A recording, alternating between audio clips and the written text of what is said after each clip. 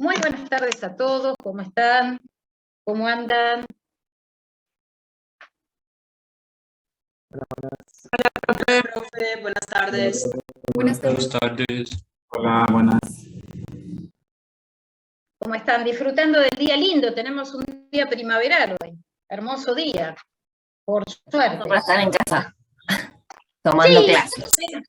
Bueno, pero bueno, no nos quejemos, está lindo el solcito, aunque sea miramos por la ventana. Sí, Yo no hay salí a tanto hacer una frío. cosa. Mira, pero no hace tanto frío acá, hoy llegó a 20 grados casi. Mi salida No, digo fue que no ir al hace médico. tanto frío. Que está bien, hace Claro. 17 grados, está bien. Claro. Mi salida fue ir al médico, así que tampoco fue una cosa muy, que digas, wow, qué bárbaro. Pero bueno, son cosas que uno tiene que hacer, ¿sí? Pero bueno, ¿qué vamos a hacer? No nos quejemos, no nos quejemos. Después de los 20 algunas cosas de salud a uno le pasan, pero bueno, cumplí 20 hace un par de meses, así que bueno, habrá más aparte. Bueno, chicos, hoy todos en modalidad virtual, ya que hubo examen. Fue bueno el examen, si bien no se presentaron, hubo 32 chicos que se presentaron, pero el 76% de aprobados en el final, así que un buen número, nos alegra. Bueno, nos vamos a meter en este trayecto que tenemos por nuestro sistema urinario. Estuvimos hablando de la función del glomérulo. Y hoy Profe, Sí, perdón, antes de comenzar, ¿le podría hacer una pregunta? decime, Vanessa. Yo tengo una consulta sobre la adenosina en cuanto a la retroalimentación tubulo-glomerular sobre la regulación intrínseca del riñón. ¿Es vasoconstrictora o vasodilatadora? Porque yo leí en una parte del libro, estoy leyendo el Bessie Taylor, y dice que se ha demostrado que en la médula externa actúa como, en forma parácrina, como vasodilatadora para no permitir que haya isquemia. Ajá. Pero en cuanto a la regulación metabólica propiamente, habla que la adenosina actúa como vasoconstrictor a nivel glomerular. Yo sé que estamos hablando de dos partes diferentes en cuanto a una que es el asa de Henle y el otro es el glomérulo. Bien. Pero no, o sea, me confundo. No sé si es Bien. vasoconstrictor. A ver, dame un segundito que quiero rechequear algo antes de...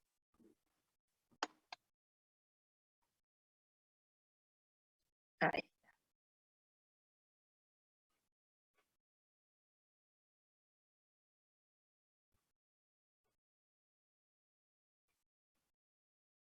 Quería ver si lo teníamos consignado. Nosotros les presentamos algunos de los cuadraditos, algunos de los cuadros sinópticos, pero nosotros no lo presentamos. Presentamos a algunos vasodilatadores y vasoconstrictores, pero no presentamos a la adenosina. Después, hacia el final de la clase, o si no, te lo rechequeo y lo hablamos. Entonces, tu duda es con respecto a la adenosina, si a nivel de glomérulo me decís o a nivel general renal. A ver, yo sé que en corazón ella es vasodilatadora, ¿sí? Bueno, sé Sí. que no puede actuar en dos tejidos de la misma forma, ¿sí? Bien. Exacto. En clase nos dieron unos cuadrados y efectivamente cuáles eran los vasoconstrictores y cuáles eran los vasodilatadores. Bien. Pero yo leo en el libro que ella también funciona como vasodilatadora a nivel de la médula externa para prevenir o evitar que haya una isquemia. Exacto, a nivel renal también. A Exacto. nivel renal la función que tiene es evitarte la isquemia. Sí, Exacto, sí. pero el profesor había hablado sobre la retroalimentación tubulo-glomerular, que ella se pensaba que se daba vasoconstricción por la adenosina. Entonces, yo sé que el glomérulo es una cosa y sé que la asa de Henle es otra. Sí. Pero no sé en qué momento actúa lo uno y en qué momento actúa lo otro. Yo estaba leyendo en el libro y en cuanto a la regulación metabólica, nombra la adenosina como un tipo de vasoconstrictor, pero también cuando estaba leyendo la relación del consumo de oxígeno, la nombra como vasodilatadora. porque sé que esa es la parte donde tiene mucha reabsorción de sodio, entonces hablaba de esto que le comentaba anteriormente, pero me confundí pues de tanto. Mira, el concepto que yo tengo es el mismo que vos decís, que la idea es prevenir lo que tiene que ver con la isquemia. Este es el concepto que yo tengo. Ya te digo, después lo voy a revisar y cualquier cosa lo hablamos con Betina. Bueno, y a ver cómo se considera el tema de la adenosina. Déjame que le hago la interconsulta a Betina para ver cómo lo maneja la cátedra. El concepto que yo tengo es este que vos decís, es prevenir la isquemia, ¿sí? Pero se lo voy a plantear a Betina para ver, y a través de cualquier cosa, si querés, mandalo como consulta a la plataforma, bueno. ¿sí? Y de esta manera te podemos contestar ahí en la plataforma, para Listo. que todos tengamos y manejemos el mismo concepto. ¿Sí? Perfecto, perfecto. Redacto bien la pregunta entonces. Gracias, profe. Exacto, no hay ningún problema. Vale. Muy bien. Muy bien. Hoy vamos a empezar a hablar de túbulos. Entonces, vamos a hablar de esa función tubular, ya que estuvimos en lo que fue primera clase, estuvimos hablando de lo que es la función glomerular. A ver, ¿dónde estoy? Estoy acá. Ay. Muy bien.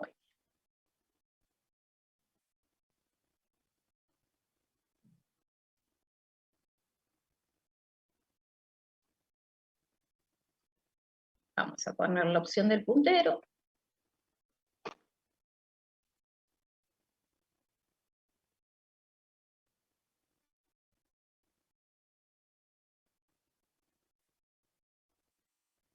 Cuando me responda mi mouse, lo ponemos la opción del puntero.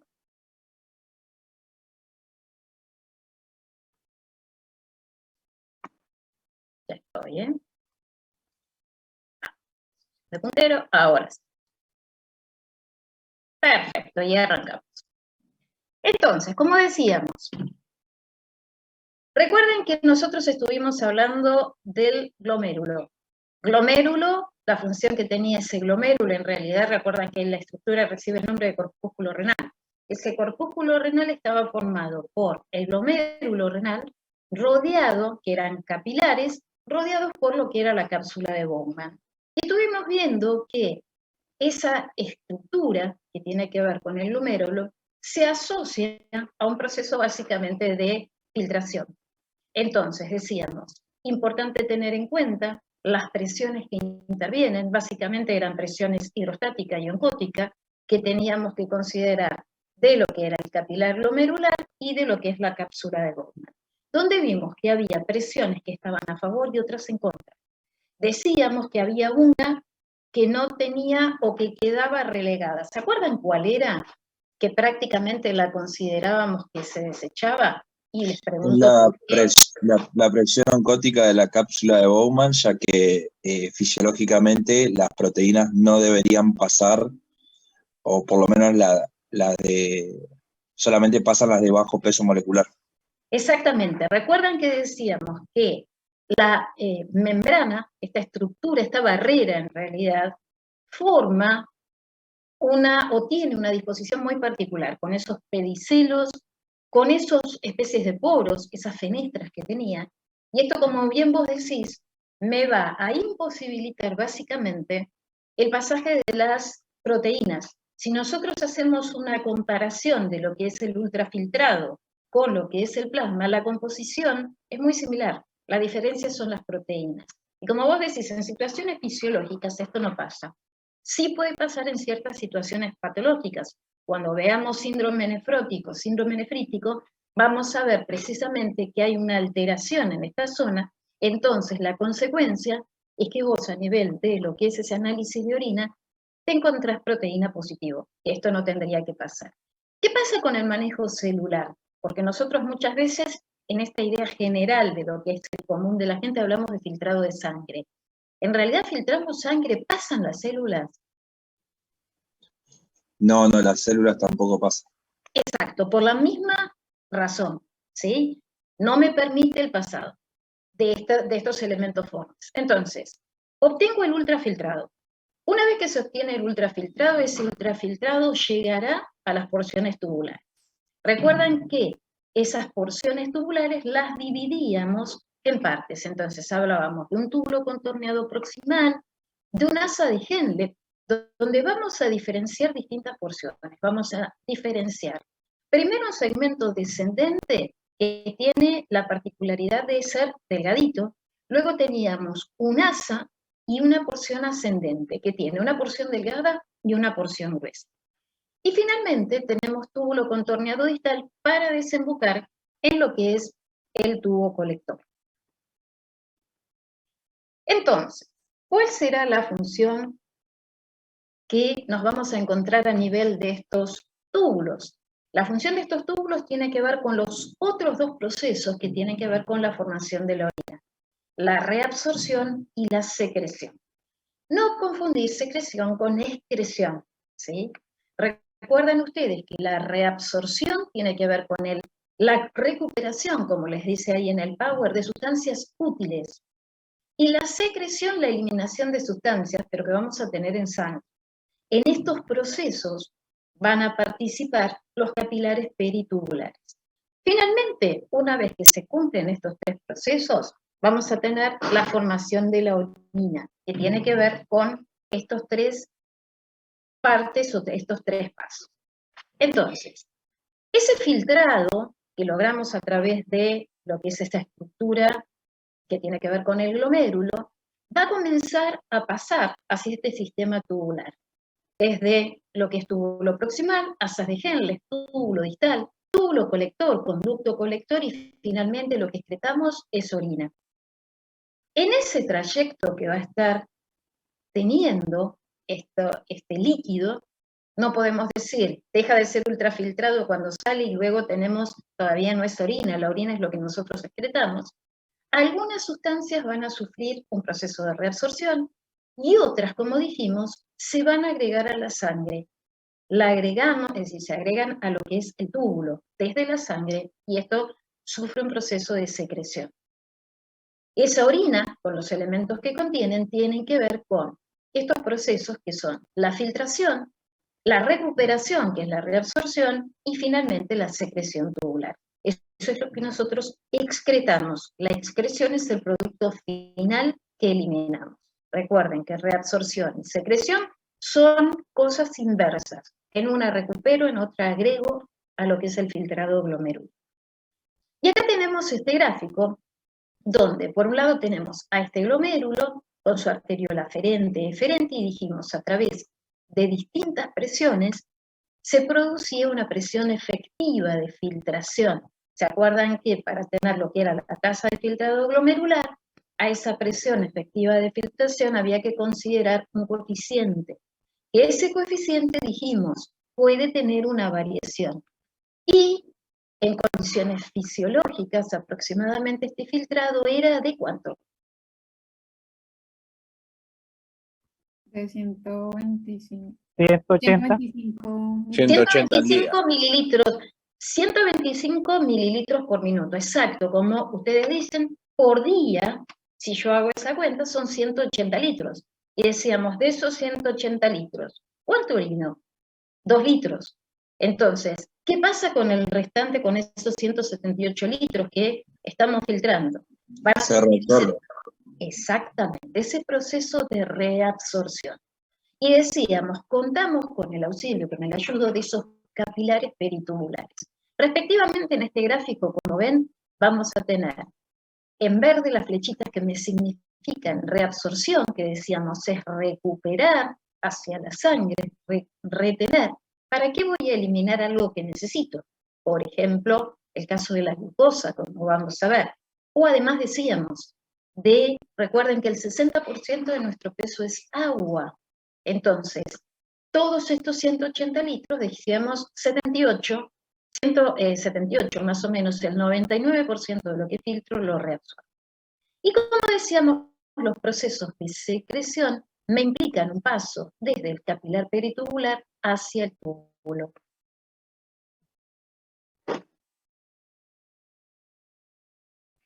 Entonces, la cantidad filtrada menos la cantidad reabsorbida más la cantidad secretada me terminan dando a la cantidad de soluto excretado. La formación es el resultado, como decíamos, de estos productos o de estos pasos. Y nos metemos en los túbulos y lo que es la reabsorción tubular. Característica de esta reabsorción, presenta un proceso de selección, es selectiva. La idea es controlar qué cantidad, es decir, en forma de intensidad, cuánto voy a reabsorber de diferentes sustancias. Una de las cosas que nosotros regulamos es, por ejemplo, la excreción de diferentes solutos. Y obviamente todo esto se correlaciona con el mantenimiento. Una de las funciones que tenía precisamente el riñón, decíamos, es mantener los líquidos corporales. Recuerden que es importante saber las funciones de los riñones. Sí, ¿Por qué? porque permite realizar un montón de cuestiones fisiológicas como mantener la volemia, mantener la presión arterial, mantener la formación de los glóbulos rojos, que son, o sea, además de otras funciones vitales, son funciones vitales. Y están El muy equilibrio. interrelacionadas también con otros sistemas. El equilibrio Exacto. es lo básico, también. Porque todo se interrelaciona, es para la correcta homeostasis del cuerpo. Exacto. Y desde el punto de vista clínico, ¿cómo te sirve? Mantener la hemostasia en todo el cuerpo humano. ¿Y qué más? Yo digo desde el consultorio. Y es un ¿Sí? indicador, o sea, si el paciente no orina, es un indicador fuerte de que algo está andando mal. Si ya no te orina, si el paciente está en anuria, llámale a los negritos de los féretros, porque estamos muy mal. La idea es que, como decían, como muy bien ustedes decían, regula presión arterial, ¿sí? Me ayuda a la excreción de sustancias de desecho. Pensémoslo al revés, ¿sí? Si yo no elimino en forma correcta las sustancias de desecho, ¿comienzo con un cuadro de intoxicación endógena? Sí. Si yo no puedo regular el equilibrio ácido-base, puedo tener una acidosis o una alcalosis, ya ahí estoy más comprometida. Regulación de la presión arterial. Si yo no regulo bien la presión arterial, y acá normalmente el paciente renal termina con una hipertensión, porque vos tenés que el riñón produce renina. Si ese riñón está dañado, no va a producir renina o va a producir poca, y esto me afecta, entonces termina el paciente con una hipertensión. No produce eritropoyetina, sobre todo en un crónico, entonces el paciente va a estar anémico, ¿sí? Entonces, la idea es que ustedes también lo piensen desde ese lado. Vos vas a manejar desde el consultorio otra cosa, desde el punto de vista fisiológico y del razonamiento, está perfecto lo que me dicen, pero pensémoslo también desde el punto de vista del consultorio. El paciente llegará con una intoxicación endógena que puede ser que se traduzca en vómitos, en diarreas. Hay cosas que tiene que eliminar y no está eliminando. Quizás dolor de cabeza, como decíamos, puede ser edemas que tenga por la alteración de la presión arterial. Y esto es lo que yo quiero tratar de dilucidar. A partir de ahí lo quiero pensar, ¿sí? Lo mismo me va a pasar cuando veamos una insuficiencia hepática. Hay funciones que por ese riñón puede estar funcionando mal, no va a poder hacer. Lo mismo te va a pasar con el hígado, con otros órganos o con el corazón. Si yo tengo una insuficiencia, recuerdan que una insuficiencia es que no te puedo proveer de lo que necesitas. Entonces, si tengo una insuficiencia cardíaca, no puedo darte el gasto cardíaco adecuado. Acá hay un montón de funciones que no se pueden realizar bien. Y una de las cosas que tenemos que pararnos y pensar es que, en este caso, como van a ver en lo que es el tratado, van a ver que la insuficiencia renal puede ser aguda o puede ser crónica. En el tratar a este paciente es el auxilio del laboratorio. Frente a la sospecha, te vales del laboratorio. El laboratorio te va a ayudar. El principal marcador de la función renal es la creatinina. Nosotros vamos a ver pruebas funcionales renales, pero esto, como decimos, miden función renal, por ejemplo, cuánto filtra. Obvio que eso va a ser algo importante, pero primero necesito llegar a establecer si tiene un daño renal o un problema renal. Y esto lo puedo hacer pidiendo en el laboratorio una uremia y una creatinemia. También vamos a ver que el análisis de orina va a ser muy importante en estos pacientes. ¿Por qué? Porque vamos a ver que en la orina puedo encontrar algunos elementos que no tendrían que estar y que de golpe están por el mal funcionamiento renal. Ejemplo, proteínas, como decíamos recién. O, por ejemplo, como vamos a hablar después, glucosa. También, para lo que es la función renal, un buen seguimiento se puede hacer a través de imágenes. Si hablo de ecografías, cuando el riñón comienza a sufrir un deterioro, recuerden que la insuficiencia, cuando hablamos de agudo, es un proceso abrupto. Cuando hablamos de crónico, ¿quién llega a la insuficiencia renal crónico? Y probablemente un diabético que no está compensado, que está descompensado, que no hace el tratamiento. Toda esa glucosa va a estar terminando produciendo una sobrecarga renal y un daño renal importante, un hipertenso. La aguda puede salir, ¿sí? Ahora bien, un marcador o algo importante en cuanto a la imagen, cuando ese riñón, sobre todo en el crónico, que vamos a tener es el tamaño, y el tamaño lo ves a través de la ecografía. Cuando los riñones no funcionan en forma correcta, comienzan a compactarse. Normalmente el ecografista te habla de una mala diferenciación córtico-medular, no la diferencio también. Y por lo general disminuye su tamaño. Entonces es un parámetro que también me va a servir, ¿sí? Muy bien. Seguimos entonces con lo que estábamos hablando. Decíamos que estos riñones, recuerdan, entre las funciones, controlan a los líquidos corporales. En el caso de la reabsorción, dijimos, tiene o se efectúa por procesos selectivos. Vamos a ver que en muchos casos usamos transportes activos, y obviamente hablamos de bombas. Por ejemplo, una de las cosas que vamos a reabsorber, glucosa y aminoácidos. Entonces, si yo los reabsorbo, ahí te estoy dando la pauta que normalmente no proteínas en orina, no glucosa, salvo, después vamos a mencionarlo, por ejemplo, un diabético, porque vamos a ver que la glucosa tiene un transporte acondicionado o acoplado a lo que es el sodio, y tiene un tipo de transportadores que se pueden saturar. Esto es lo que me pasaría, por ejemplo, en pacientes diabéticos.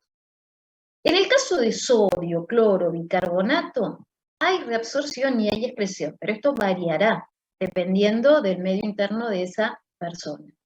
Y en el caso de urea y creatinina, que dijimos son importantes, ¿de dónde salen la urea y la creatinina? ¿Cómo las obtienes en tu cuerpo? ¿Por qué están? La urea es del metabolismo proteico y la creatinina es del metabolismo muscular. Las dos son del proteico, ¿sí? Como vos decís, la creatinina también es un marcador de actividad a nivel de músculo, ¿sí? Pero también el músculo está formado por proteína. Entonces, tenemos que considerar, obviamente, dieta, tenemos que considerar músculo. Una de las cosas que yo les decía, creatinina es un marcador renal.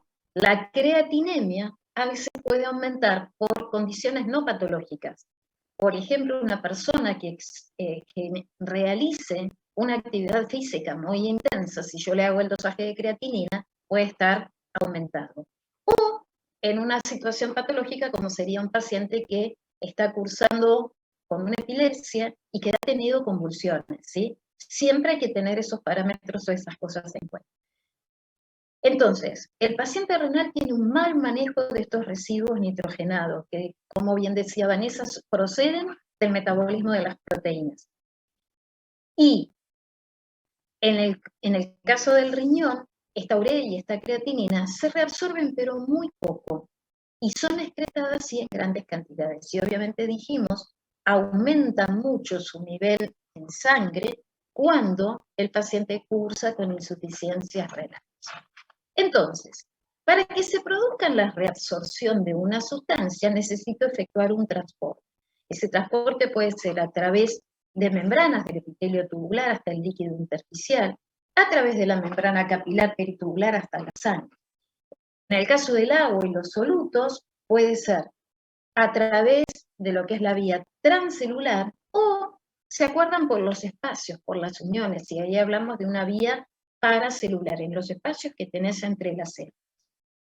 Después de la reabsorción a través de las células del epitelio tubular hasta el líquido intersticial, tanto agua como solutos son transportados hacia la sangre y en esto regiraron, tienen que ver fuerzas hidrostáticas y estas fuerzas coloidosmóticas que estuvimos mencionando. Recordando, obviamente, lo saben, pero siempre aparecen, recuerden, el que no se acuerda, la presión coloidosmótica o presión oncótica se relaciona con la presión de las proteínas. Por esto que decían hace un ratito, al no tener proteínas, una de estas presiones quedaba anulada. Eran las fuerzas que iban a favor. Fíjense, acá tenemos el proceso de filtración. Luego, decíamos, reabsorción y secreción son los 3 pasos. El riñón puede tratar en forma distinta a los elementos. Una de las cosas o las situaciones que puedo tener es que, como en el caso que vemos en la sustancia A, esa sustancia sea filtrada totalmente a nivel de lo que es el glomérulo, no se reabsorbe ni se secreta. Esto, por ejemplo, lo hace una sustancia como la inulina. Y no hablé de insulina, hablé de inulina. La inulina es una sustancia que se puede utilizar para hacer o realizar el manejo, una prueba de las funcionales renales, que es el clearance de inulina. Fíjense que decimos, lo filtro totalmente, no reabsorbo, no secreto, por tanto, todo lo que filtro lo excreto. ¿Para qué me sirve entonces la inulina? Me puede servir para medir la filtración, porque todo lo que yo, en este caso, inyecté, porque es una sustancia exógena, lo estoy eliminando. Entonces, normalmente se hace el clearance de inulina y esto me sirve para medir lo que es la filtración renal. Una de las cosas que van a ver en pruebas funcionales renales es que a veces no se hace el de inulina y se hace el de creatinina.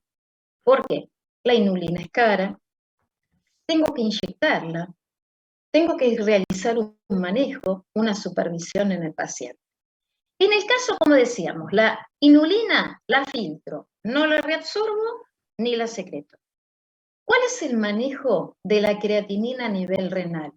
La filtro en el glomérulo, no la reabsorbo y sí secreto, pero un 10%. Es decir, no es una cantidad tan significativa. Por eso van a ver que muchas veces directamente se usa la creatinina. Creo que ya les dieron un concepto, el clearance tiene que ver con la depuración.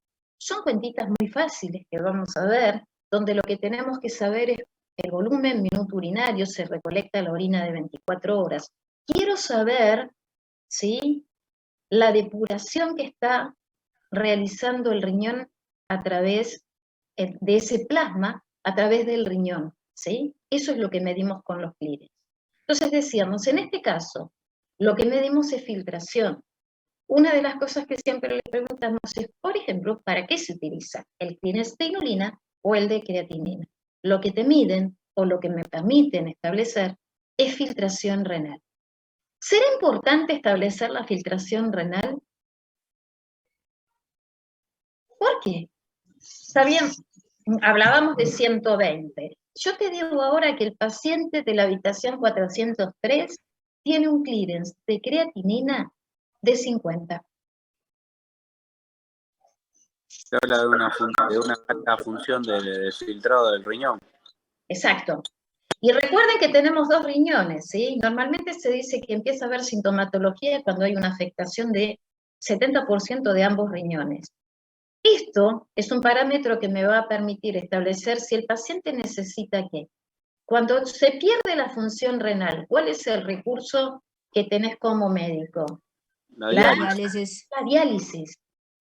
Entonces, recuerden que nuestro sistema circulatorio es un sistema cerrado, así como yo tengo pulmones para poder oxigenar nuevamente la sangre, esto lo que me sirve es para eso, para poder, entre comillas, limpiar la sangre.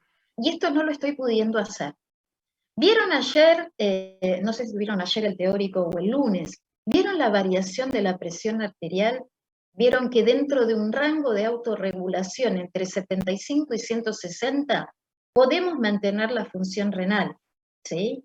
Tengo un sistema de autorregulación, pero ¿qué pasa cuando esa presión es muy baja o muy alta? ¿Qué es lo que prioriza el riñón? Tratar de conservar la vida, regulando la presión, ¿sí? La perfusión del riñón. Exacto, pero en vez de priorizar la función renal que tiene que ver con reabsorber lo que necesito y eliminar lo que debo desechar, en este caso trata de ayudarme. Ustedes recuerden que obviamente los cambios de volumen van a tener injerencia sobre lo que es la presión.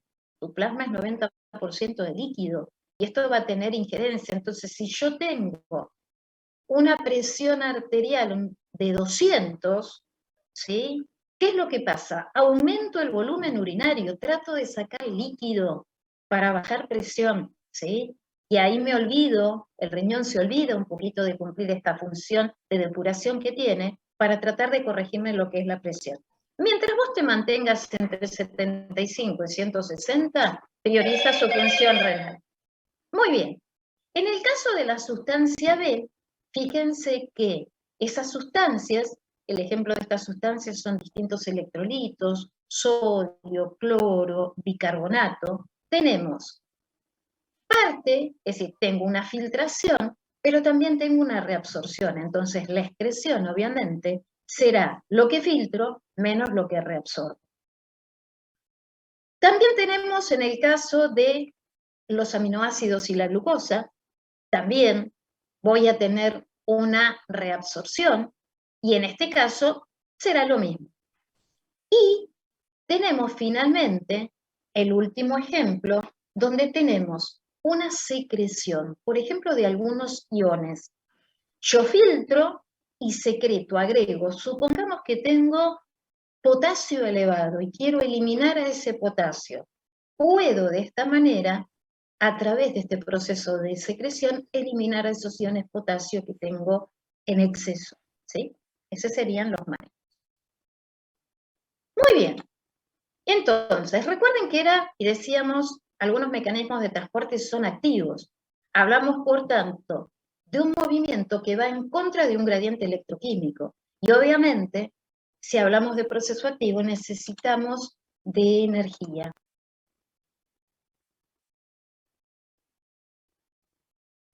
Entonces, para que se puedan mover los solutos en contra de un gradiente, hablamos de energía, hablamos de ATP, de una fuente de energía, y hablamos de las bombas, las ATPasas.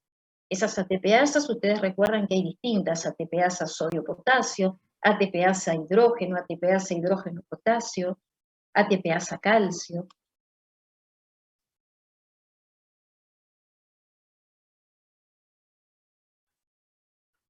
En el caso de la reabsorción de iones de sodio, desde la luz tubular hacia la sangre, el sodio difunde a través de la membrana luminal, desde lo que es la membrana apical, hacia el interior de la célula.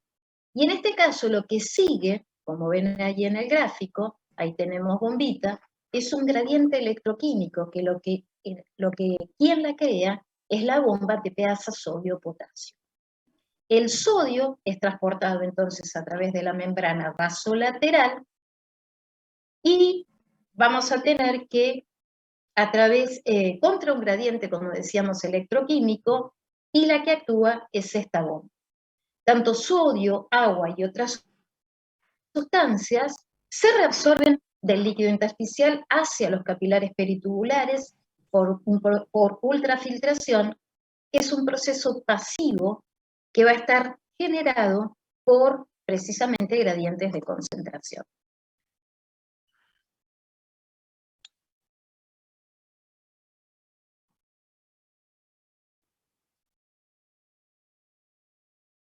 Cuando hablamos de transporte activo secundario, tiene que ver con una difusión facilitada en forma simultánea.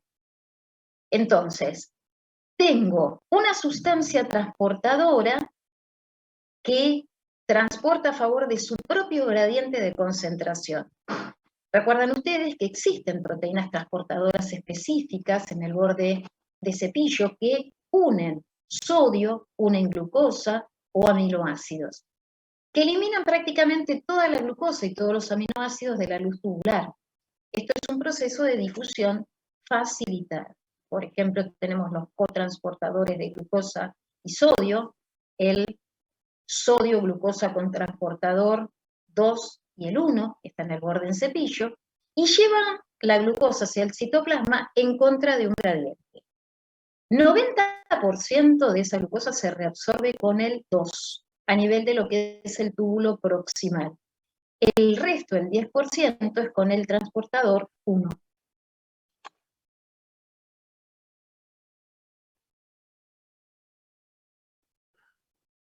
Entonces, como decíamos, se reabsorbe la glucosa en el túbulo proximal, el filtrado es similar al líquido intersticial, y a través de un transporte activo secundario se produce precisamente este acoplamiento sodio-glucosa, y esto me permite poder reabsorber a la glucosa en el túbulo proximal.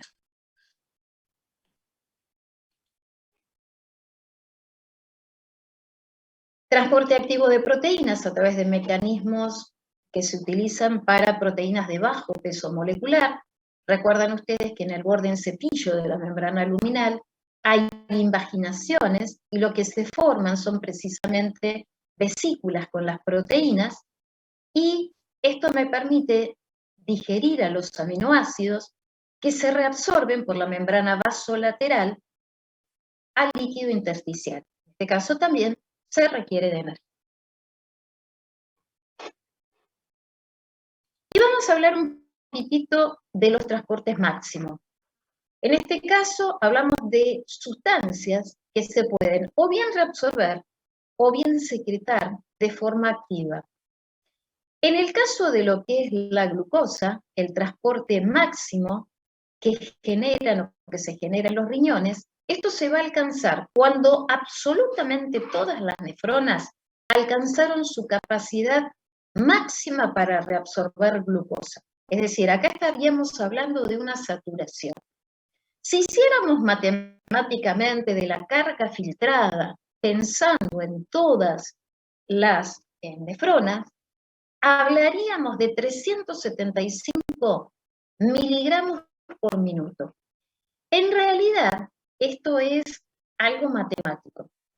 Desde el punto de vista del consultorio, cuando el paciente supere los 170 miligramos por decilitro de glucemia, la glucosa comienza a aparecer en orina. Empiezo a tener glucosuria, porque ya hay algunos transportadores que están saturados.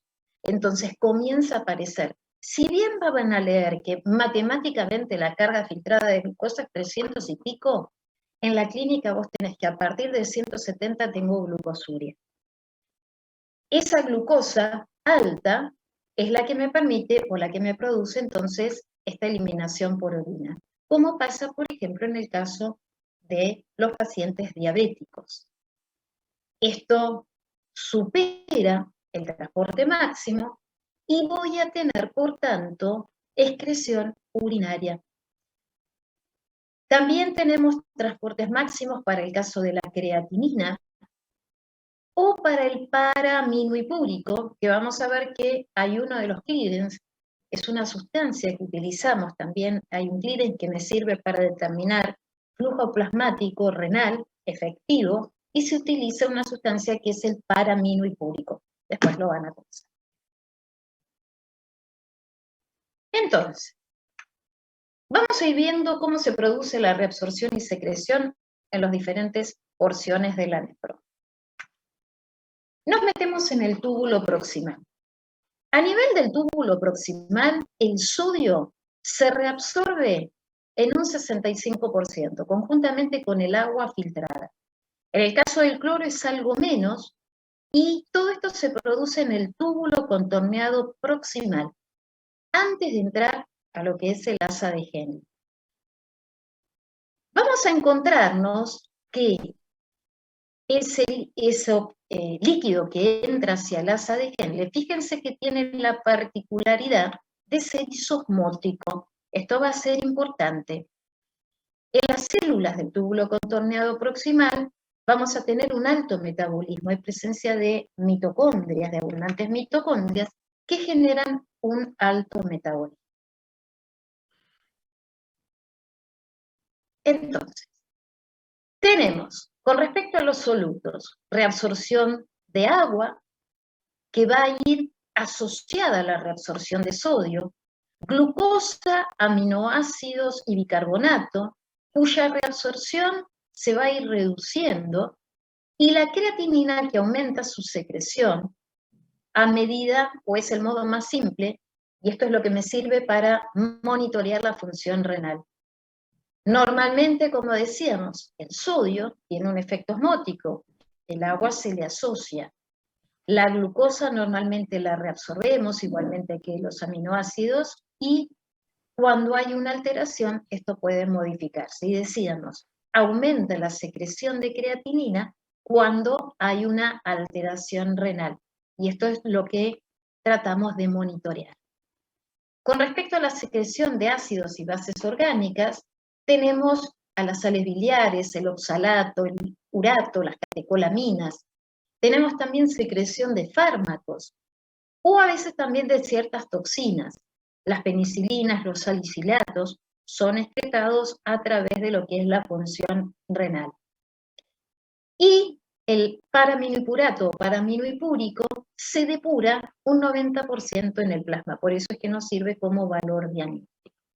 Si bien hoy en día es más común que los salicilatos, que el ácido salicílico, la ingesta de los ibu, el famoso ibuprofeno, este puede tener una cierta repercusión a nivel renal.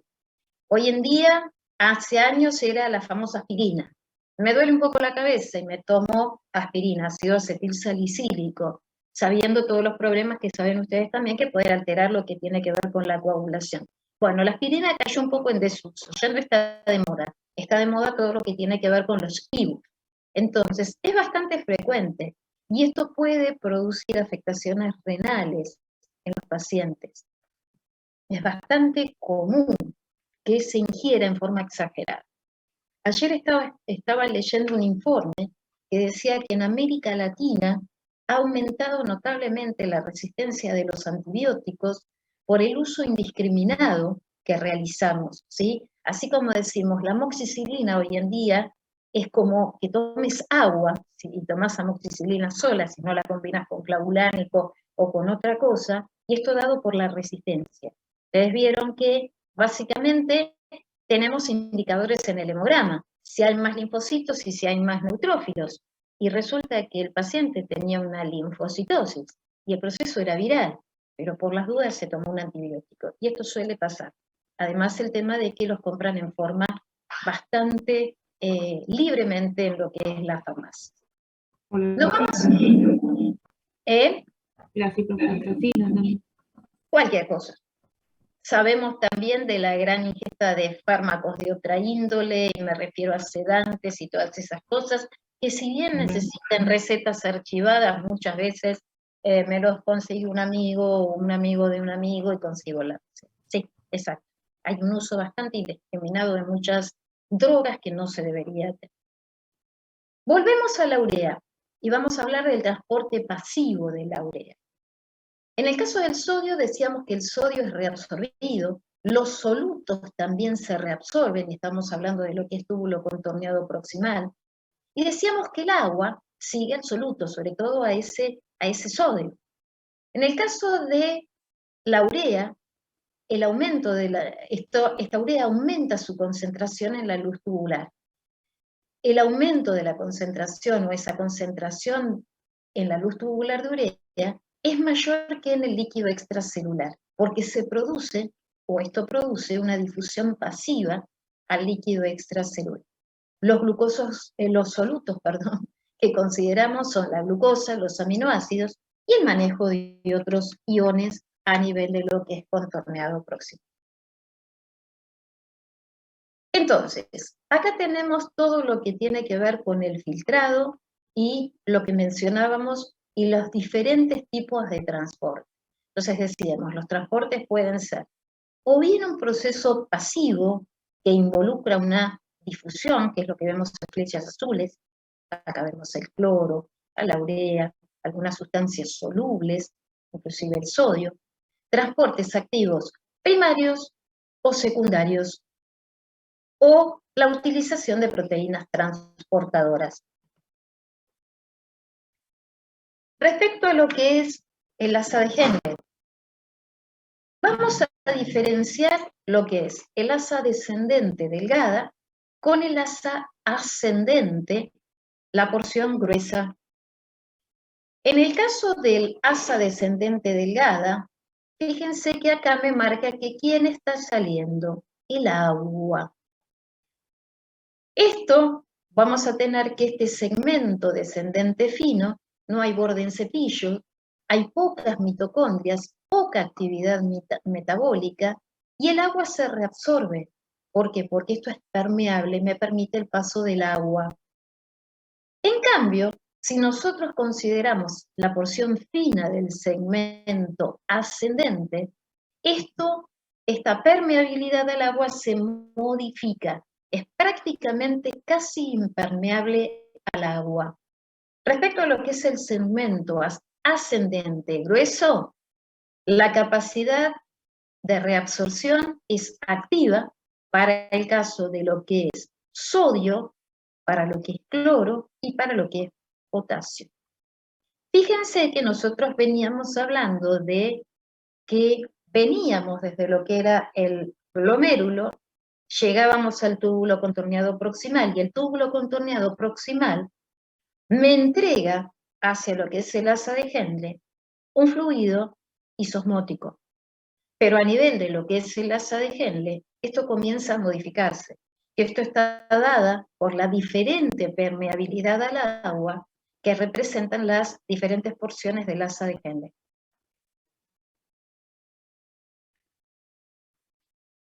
Entonces, nosotros decíamos sega isotónico, y fíjense qué es lo que pasa con el asa de Henle. En el caso de la porción descendente, es permeable al agua. En el caso de lo que es la porción ascendente, vamos a tener que una es poco permeable y la otra es impermeable al agua. Esto me va a cambiar lo que es la tonicidad. Fíjense que de estos 300, a medida que nos acercamos hacia lo que es la médula, esta tonicidad va aumentando y este fluido pasa de ser isotónico a ser hipertónico. En el asa ascendente, acá no hay permeabilidad al agua, pero sí hay permeabilidad a los solutos, lo que hace que este contenido empiece a tener una hipertonicidad.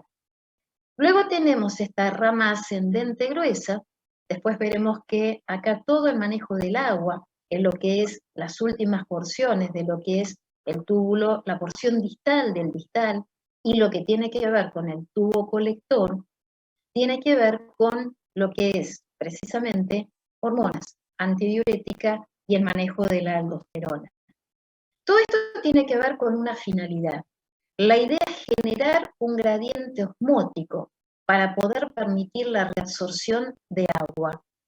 ¿Se acuerdan que decíamos de el 20% del gasto cardíaco que llega hacia los riñones?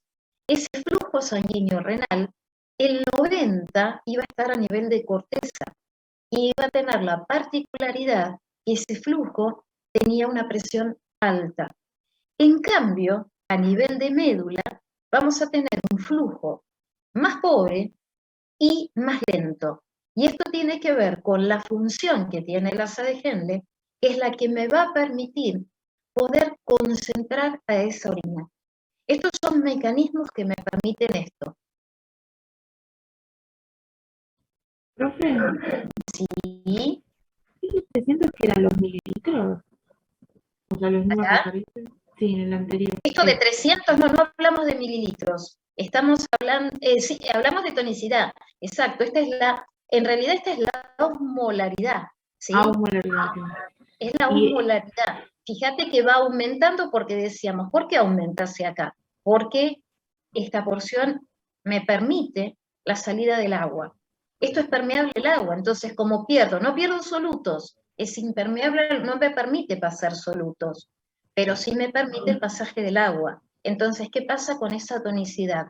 Va aumentando a medida que me acerco a lo que es la médula.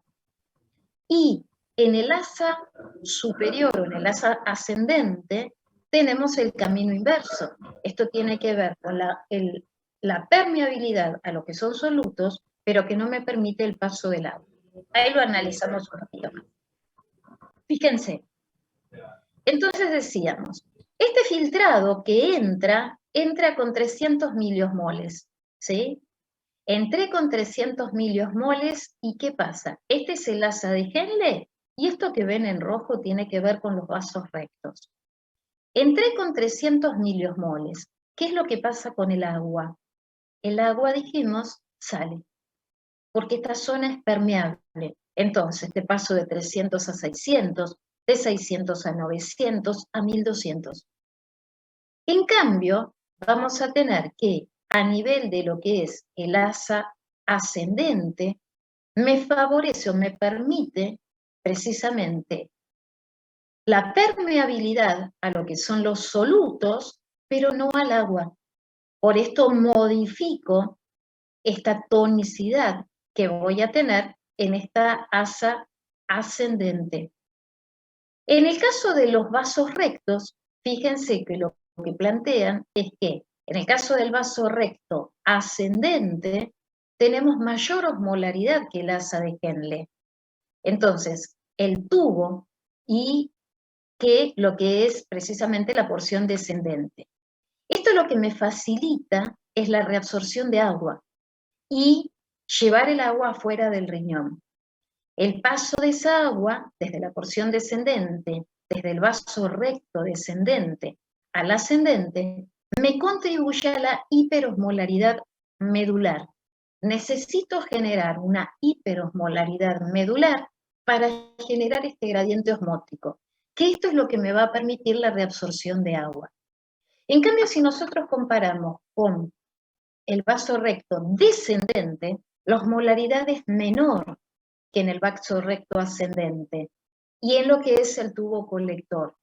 Esto me favorece la reabsorción de solutos y lo lleva hacia la médula. Estos efectos contribuyen precisamente a la hiperosmolaridad medular. Entonces, nosotros decimos que el asa de Henle es la responsable de generar este sistema que se llama sistema de contracorriente. Ella lo genera por la particularidad que tiene de ser impermeable al agua o impermeable a los solutos. Y en el caso de los vasos rectos, me favorece o me mantiene este sistema de contracorriente y la idea, dijimos, siempre tiene que ver con contribuir a esta hiperosmolaridad a nivel medular. Esto es lo que me va a permitir, entonces, que si tengo una variación, lo que me va a permitir precisamente, si yo tengo una variación, esto me va a permitir mantener un gradiente de concentración, tener esto, y me va a permitir modificar la concentración de la orina, ¿sí?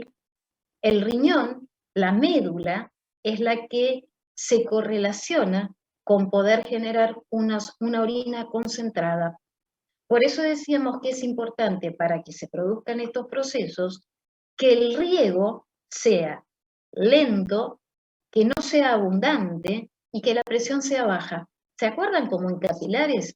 Que si nosotros acelerábamos lo que tenía que ver con ese ritmo de circulación, no me permite precisamente los procesos que se producen a nivel capilar. Acá me pasa una historia similar. Necesitamos que no tenga mucho flujo, el flujo es menor que a nivel que corteza y con presiones menores.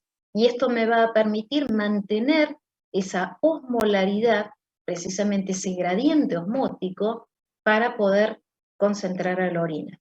Entonces, si tengo este gradiente osmótico, me permite reabsorber aguas si yo tengo expresión de acuaporinas en lo que es la porción del túbulo colector. Y esa expresión de acuaporinas van a ver a nivel del túbulo colector, va a estar generada por la presencia de la libre.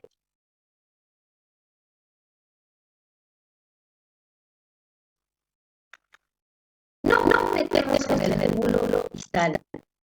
Entonces, respecto al túbulo distal, la porción inicial, consideramos, recuerdan la mácula densa. Esa mácula densa es la que arma una estructura, un paquete con respecto a lo que se dice un complejo yuxtaglomerular, que genera el control de la fragmentación del glomerular y del flujo sanguíneo.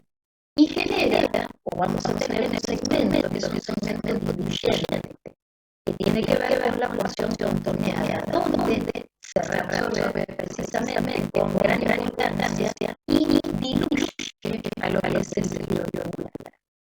En lo que es la última parte del túbulo distal y lo que es el túbulo colector, tenemos células principales e intercaladas, que se ocupan de la reabsorción de sodio y agua, lo que es la tubular, a través de un mecanismo de transporte activo. En el caso del potasio, entra precisamente por la ATPasa sodio-potasio, o también vamos a tener, en el caso de la acción de que el potasio se difunda, puede integrar la membrana luminal hacia lo que es el líquido tubular, y se secreta de esta manera, se pueden secretar los protones o los iones de hidrógeno.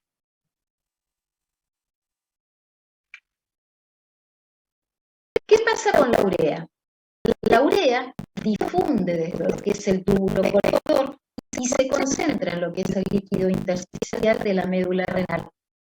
El sodio se transporta en forma activa desde lo que es las ramas ascendentes del asa y se aporta también, o me va a dar, como decíamos, una hipertonía hacia lo que es la médula del riñón. El agua se reabsorbe por ósmosis desde el túbulo hacia lo que es la médula. Básicamente, recuerden que la urea decíamos que era uno de los parámetros renales. Y la urea hace un proceso de recirculación adentro de lo que es precisamente ese glomérulo.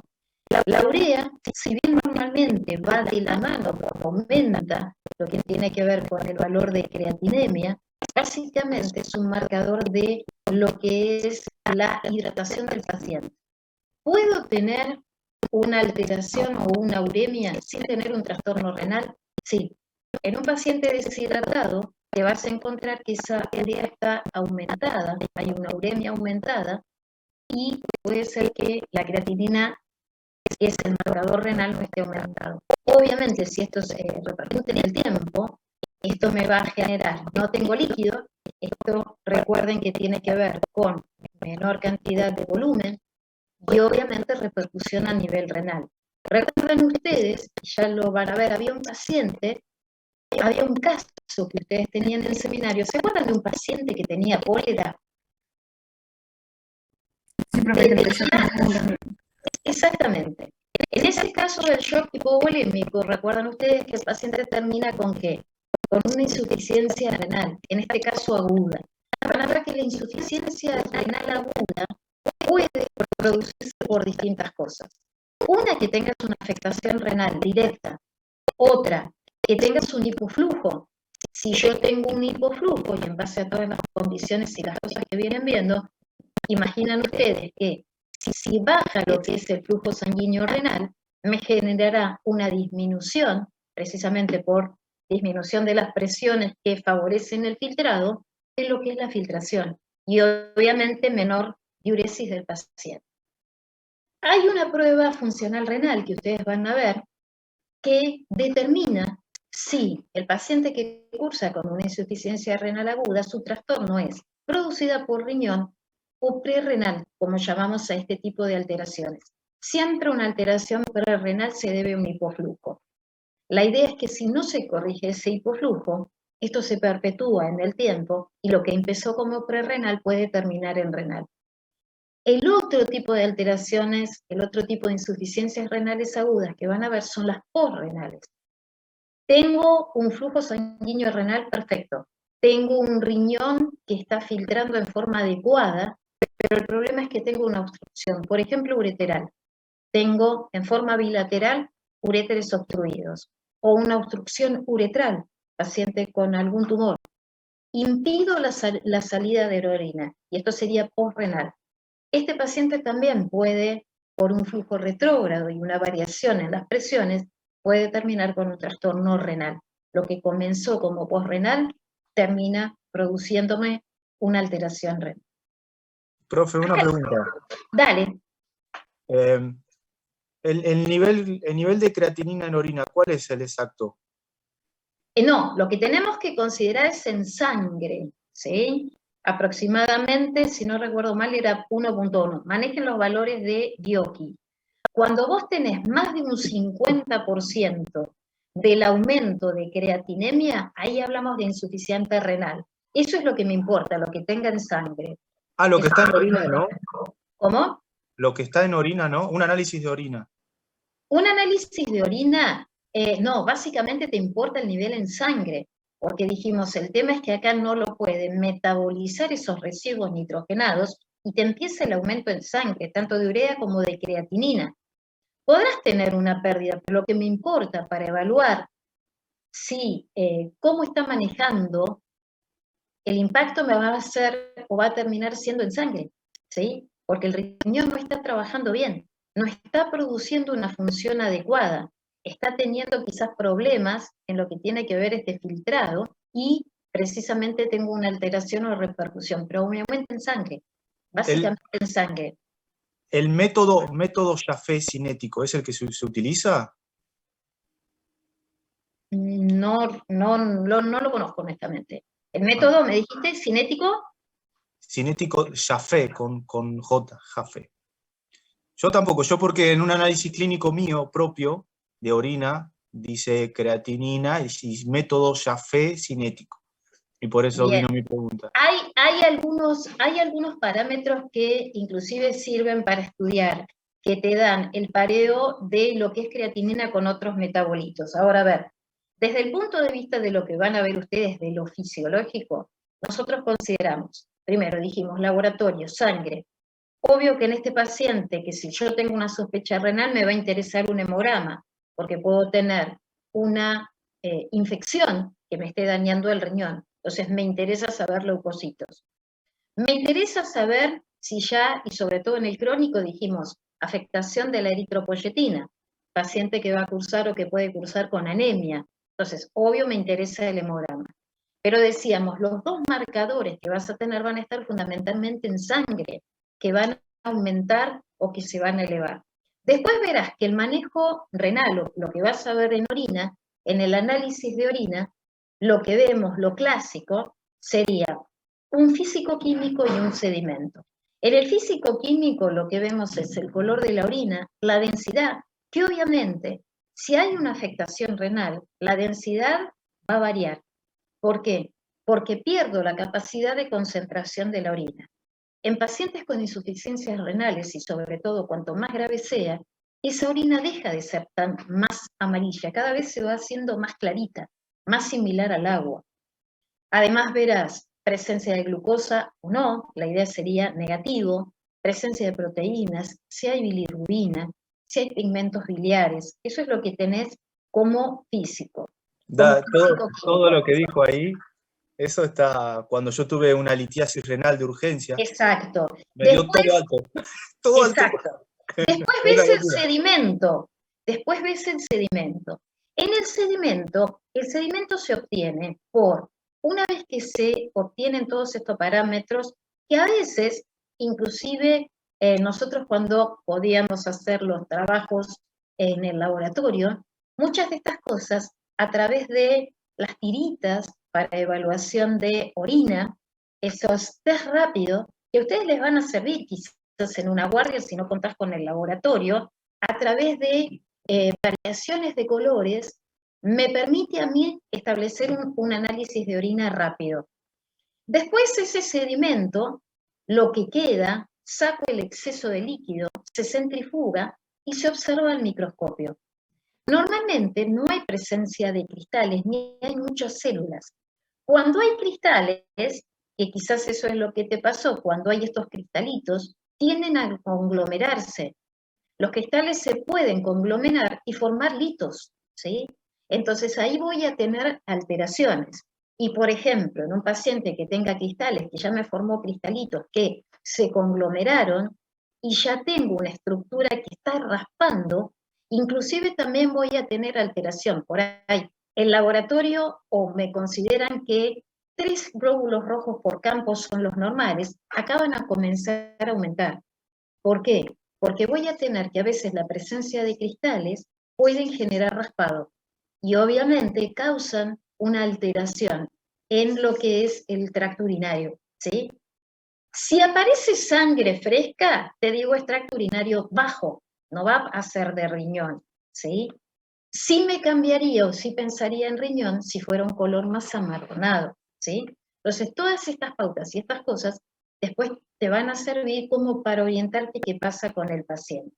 La idea es que ustedes este año van a ver todo esto fisiológico y qué es lo que puede variar. Y esto que les decía, si encuentro alteración en la densidad, si empiezo a encontrar cristales en esa orina, si empiezo a encontrar o encuentro proteínas, glucosa, todas estas cosas me van a dar una idea. Siempre recuerden que es un pequeño gran rompecabezas. La idea siempre es la clínica. Por eso decíamos, yo tengo que ver desde el punto de vista clínico cuál es el cuadro, signos y síntomas que tiene, y eso es lo que me guía a sospecha. Diagnóstico presuntivo. En base a eso pido mi laboratorio y todo esto me ayuda. Una sola cosita respecto a lo que preguntó el compañero del método de Jaffe. La Dale. profesora no lo sabe y no lo tiene que saber tampoco, porque eso no hace referencia a la clínica, sino a la parte analítica del laboratorio. Es Bien. el método por el cual el bioquímico llega al resultado. Al médico eso no le importa, el médico quiere el resultado. O sea, eso es parte bioquímica, no clínica. Perfecto, gracias Matías por tu aporte. Gracias por tu aporte, es buenísimo saberlo y todo lo que empecemos y que conozcamos mejor. Pero como vos decís, van a ver que no podemos abarcar todo, nuestra cabeza no nos da para todo. O a veces lo lees, pero después te olvidas. Entonces, entonces sangre, creatinemia y uremia, nos tenemos que guiar por el método, por el análisis de sangre, ¿no? No el de orina. Vos primero, es decir, vas a hacer las dos cosas. Donde vas a dosar urea y creatinina es en sangre, ¿sí? Uremia y creatinemia. Estos son tus primeros marcadores, ¿sí? De hecho, ustedes van a ver que cuando el paciente tiene urea aumentada, hasta lo olés. Hay un aliento urinoso, como hay un aliento cetónico cuando yo tengo un paciente diabético. Da un olor particular, disculpen la expresión, muchos dicen a pis. El aliento urinoso, muchos te dicen como olor a pis, como algunos te dicen un olor dulzón cuando hay estos cuerpos cetónicos, ¿sí? Uno lo siente la nariz se te acostumbra y empezás a oler mucho más, ¿sí? Entonces son cosas que te las va dando el manejo de consultorio, que nos costó y que todos lo tenemos que hacer. Es como cuando les digo, usen estetoscopio, ausculten.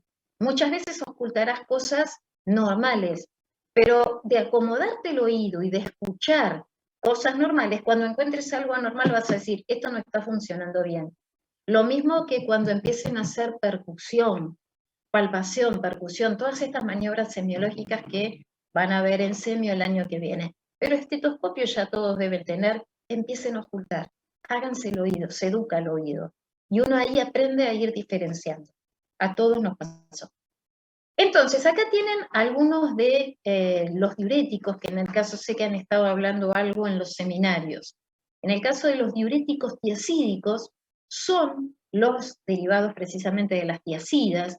Se utilizan en pacientes, por ejemplo, con hipertensión o pacientes con insuficiencia cardíaca. Lo que hacen estos diuréticos tiacídicos es inhibir al cotransportador sodio-cloro. Allí es donde actúan.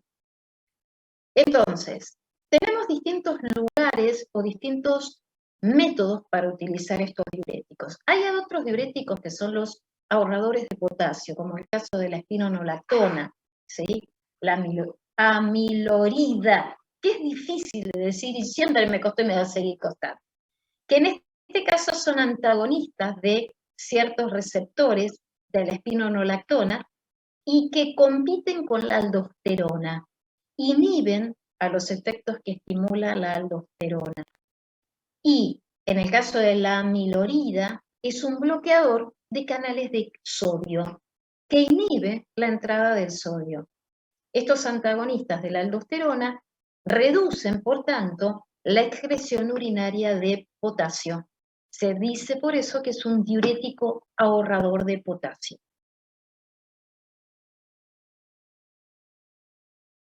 Allí tenemos precisamente un gráfico donde tienen el sitio de acción y su fundamento. Mañana vamos a hablar un poco más en el TEO de aldosterona y de antidiurética, pero básicamente recuerden que la aldosterona estaba producida por ¿quién?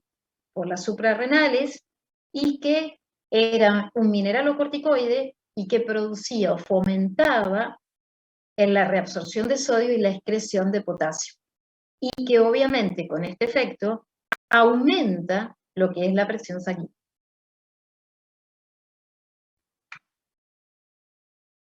Muy bien. Vamos a lo que es la porción final del colector, del contorneado distal y del colector. Entonces, recuerden estos conceptos que son importantes. Es impermeable a la urea, atraviesa el túbulo colector para la excreción de orina, la reabsorción de orina es a nivel de los conductos colectores medulares, se reabsorben iones sodio, esto va a estar controlado por la aldosterona, y se produce secreción de potasio al mismo tiempo desde la sangre capilar peritubular a la luz tubular. En el caso de las células intercaladas, secretan a los protones, utilizando la hidrógeno ATPasa, en contra de gradiente de concentración, y esto tiene que ver con la regulación ácido-base de los líquidos corporales, tema que vamos a ver pronto. Y recuerden que la permeabilidad del agua también está controlada por la antidiurética o vasopresina. Esa antidiurética o vasopresina me genera una expresión de acuaponinas. ¿Se acuerdan cuál era el estímulo para la secreción de antidiurética? La sed. Eso va a ser un mecanismo compensador. Básicamente, y el otro, la angiotensina 2, ¿no? La angiotensina 2. Sí, pero básicamente la variación de osmolaridad plasmática. Recuerdan que a nivel de hipotálamo existen osmorreceptores. Entonces, si esta osmolaridad plasmática aumenta, lo que se va a producir es precisamente lo que vos decís, Benjamín. Se va a producir sed para tratar de corregir esto y liberación de antidiurética. La antidiurética me fomenta o me estimula la reabsorción de agua, pero dijimos a nivel de la porción distal del túbulo distal y del túbulo colector. Entonces, si yo tengo secreción de antidiurética, reabsorbo agua y formo una orina más concentrada, me está faltando líquido, trato de compensar porque aumenté la osmolaridad plasmática, me lo sensó hipotálamo. En cambio, si yo no tomé agua y no necesito, no varió esta osmolaridad plasmática, no se incrementó, no tengo secreción de antidiurética y la orina va a ser más diluida y obviamente con más volumen. Respecto a lo que es la permeabilidad del agua, entonces decíamos, en el conducto colector medular, en presencia de antidiurética se reabsorbe agua en el intersticio medular, se reduce el volumen de orina y se concentran solutos. Respecto a la permeabilidad de la urea, en base a los transportadores de urea, hay una difusión de membranas luminales y vasos laterales y se genera reabsorción. Esto aumenta la osmolaridad renal. Y hablábamos también de la capacidad de secretar estos protones contra un gradiente de concentración. Y dijimos que esto era importante en la regulación ácido-base. Respecto entonces a las concentraciones de diferentes solutos en diferentes segmentos, si se reabsorbe mayor porcentaje de agua, la sustancia se concentra. Si se reabsorbe un mayor porcentaje porcentaje de soluto, obviamente esta orina se diluye. Y acá tenemos un cuadrito que nos marca estas concentraciones medias de distintas sustancias en los diferentes segmentos o porciones del sistema tubular. Distal, túbulo distal, asa de Henle, y la implicancia con respecto a la reabsorción y secreción. En este caso, lo que vemos también es con respecto a la reabsorción de distintas sustancias en los diferentes puntos. Ahí tenemos a la inulina, decíamos que la inulina no se reabsorbe ni se secreta. Recuerden que la inulina es un polisacárido que utilizamos para medir lo que es filtrado, ¿sí? No se reabsorbe ni se secreta. Todo aquello que yo inyecto, porque esto es exógeno, se filtra a nivel del glomérulo y se excreta. Respecto a la regulación de la reabsorción, la idea es mantener un equilibrio entre lo que es reabsorción y filtración. Por tanto, tenemos mecanismos de control nerviosos, hormonales y locales para mantener este equilibrio glomerular y poder entonces de esta forma generar esta capacidad para aumentar la reabsorción en respuesta a si aumenta el flujo glomerular. Si ese flujo glomerular aumenta, el grado de reabsorción tubular puede aumentar también. De acuerdo a estos mecanismos autorreguladores a nivel glomérulo tubular, se evitan entonces los cambios en el líquido a nivel de los túbulos, de las porciones distales de los túbulos. Y mañana seguiremos con estos temas, mañana hablaremos de la aldosterona y antidiurética, pero recuerden que la angiotensina 2 aumentaba esta reabsorción de sodio y esto era un estímulo importante para la secreción de aldosterona. En cambio, la reducción de la angiotensina 2 produce menor reabsorción tubular de sodio y esto es cuando tenemos aumentos de la presión arterial. A ver si este quizás les sirve y les agrego un poquitito más. En este cuadro lo que tenemos son las hormonas que regulan precisamente la reabsorción tubular. Tenemos a la antidiurética, al péptido natriurético, a la hormona paratiroide, a la aldosterona, angiotensina 2, para que les quede el cuadrito que por ahí les ayuda un poquitito después para cuando estén estudiando.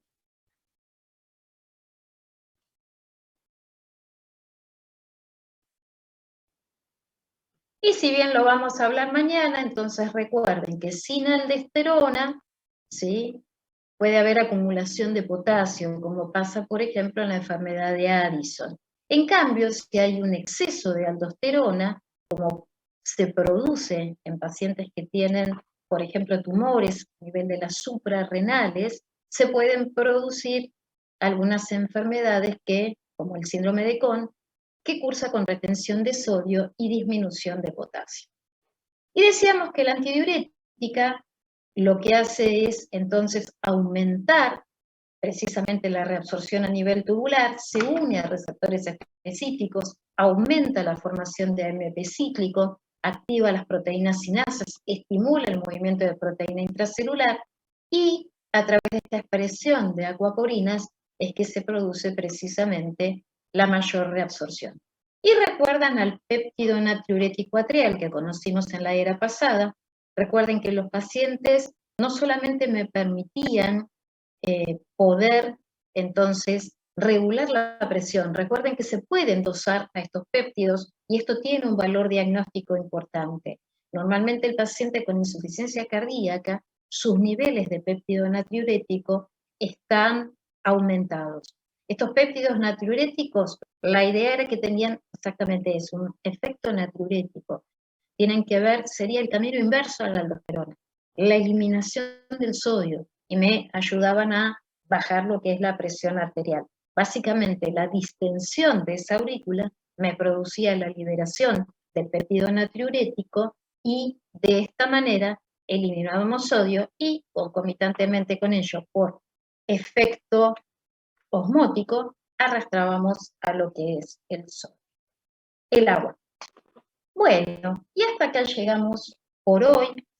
Muchísimas gracias por su atención, como les puse ahí, y espero que la clase les haya servido y les haya dado algún tip en particular, más allá de la clase que tienen en la plataforma que les dejo Betina. Está muy bien. El tema para mañana también lo tienen grabado por día. Bueno, gracias a ustedes, les mando un abrazo. Gracias, profe. Estén muy bien y nos Gracias, estamos viendo. profe. Besos. Buenas noches. Gracias. Buenas noches.